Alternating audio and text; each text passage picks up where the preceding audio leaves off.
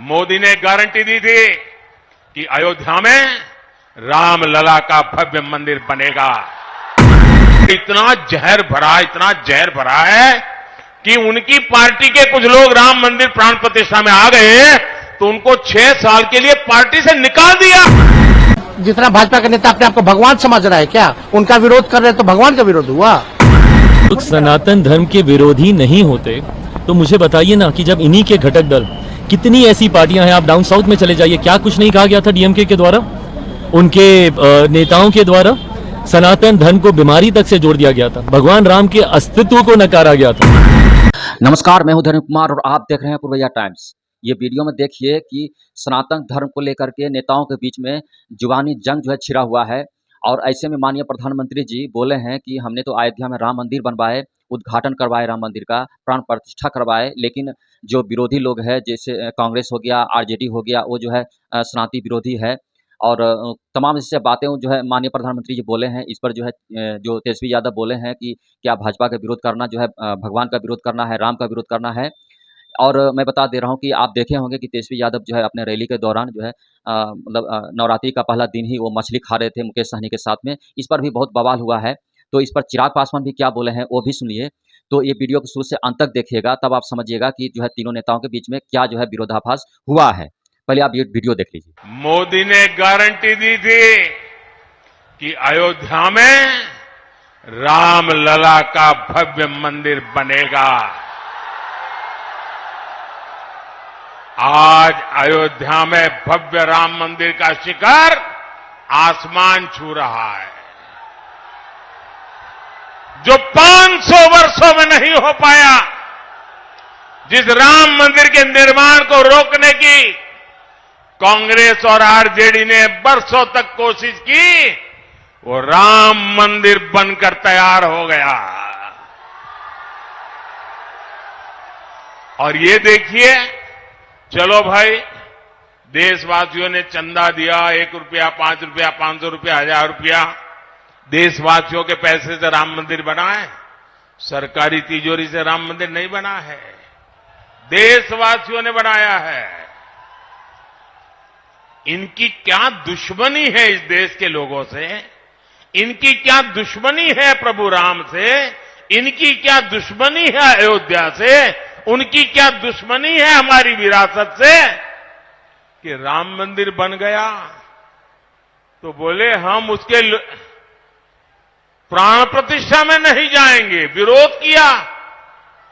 क्या ये शोभा देता है क्या? शोभा देता है क्या? इतना ही नहीं, इनके मन में इतना जहर भरा है कि उनकी पार्टी के कुछ लोग राम मंदिर प्राण प्रतिष्ठा में आ गए तो उनको 6 साल के लिए पार्टी से निकाल दिया। जरा रामनवमी आ रही है, ये पाप करने वालों को भूलना मत भाइयों बहनों, भूलना मत। क्या विरोधी है? भाजपा के लोग अपने आप, जितना भाजपा का नेता अपने आप को भगवान समझ रहा है क्या, उनका विरोध कर रहे तो भगवान का विरोध हुआ। तो भाजपा के लोग अपना तुलना जो है भगवान से ना करें। भगवान सब देख रहा है और सबको वहीं जाना है। भगवान फिर न्याय जब करेंगे तो इन लोगों को बुझा जाएगा। अपने आप को भगवान से तुलना ना करें। घर में मंदिर नहीं होता और बीजेपी वाले भगवान नहीं।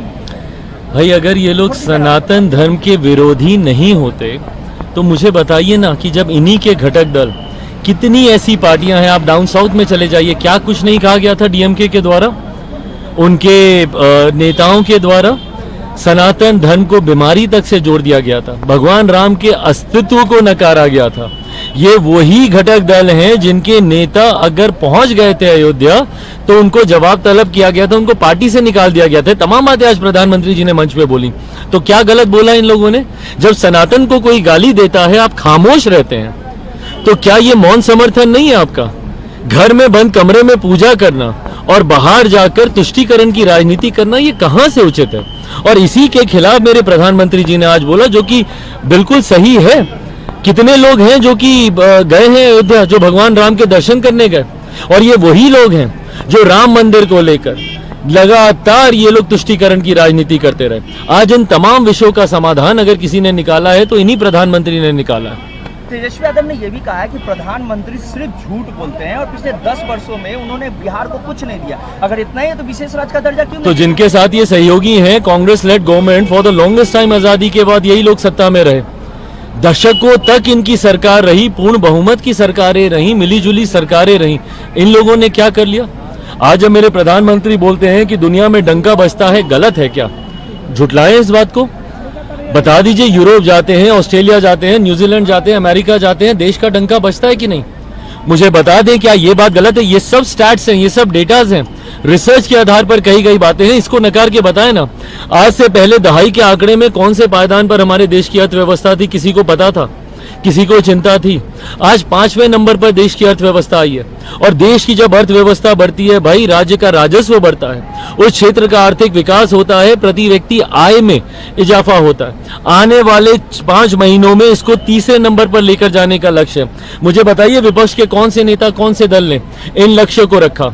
आजादी के बाद गरीबी हटाने का नारा तो दिया गया, कितनी गरीबी हटा पाए? आज कितने करोड़ लोगों को गरीबी की रेखा से बाहर निकाला गया?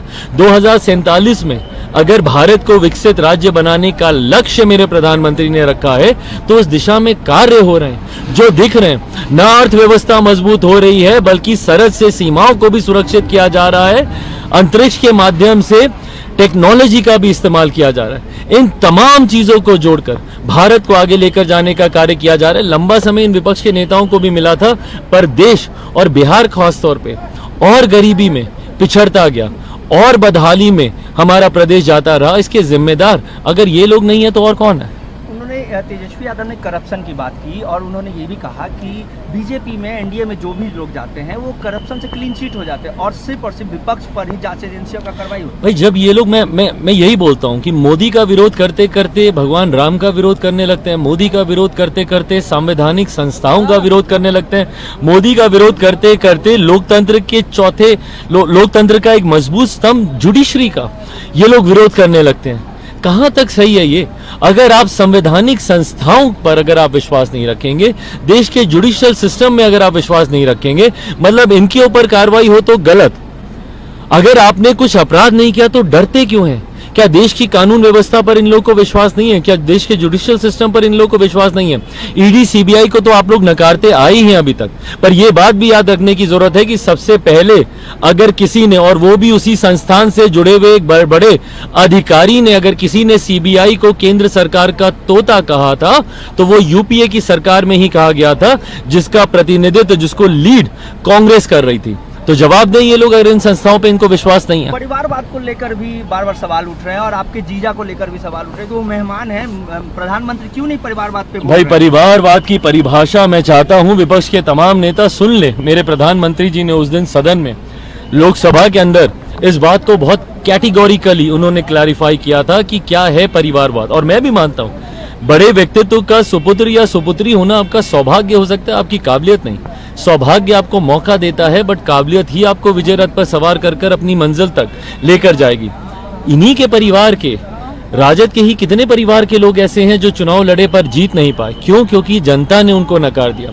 ऐसे में जो मेहनत करेगा, संघर्ष करेगा, इतिहास गवाह भैया कितने बड़े बड़े राष्ट्रपति, प्रधानमंत्रियों के बच्चे हैं जिनको दुनिया नहीं जानती, देश नहीं जानता, कोई नहीं जानता। क्यों? क्योंकि वो मेहनत नहीं कर पाए, अपना मुकाम नहीं बना पाए। पर अगर कोई अपनी क्षमता से, अपनी मेहनत से आगे आता है, and eventually everything boils down to your capabilities, your potential. आप पब्लिक डोमेन में है, जनता आपका भविष्य निर्धारित करेगी ना। अगर परिवारवाद से आने के बाद भी आपने मेहनत की होगी तो जनता आपको स्वीकार करेगी, पर सिर्फ सरनेम के नाम से आप आगे बढ़ना चाहेंगे तो जनता आपको नकारेगी ही नकारेगी। सीएम ने कहा कि 4000 एमपी देंगे, इस बयान को कैसे देख रहे हैं? क्या चीज? सीएम ने आज अपने संबोधन के दौरान कहा कि 400 नहीं 4000 एमपी देंगे, 543 लोकसभा सीट है। भाई कोई बात नहीं, या तो स्लिप ऑफ टंग भी होता है कई बार, बट ठीक है। हर बार जिस तरीके से भाई संख्याएं भी बढ़ती हैं, बट मुझे नहीं पता मुख्यमंत्री जी ने किस उससे कहा होगा, बट ठीक। तो अभी आप सुन रहे थे माननीय प्रधानमंत्री जी का, चिराग पासवान का और तेजस्वी यादव का क्या क्या बोले हैं, तीनों के बीच में क्या जो है जुबानी जंग हुई है। तो इस पर क्या आपका राय विचार है, किसके समर्थन में आप हैं?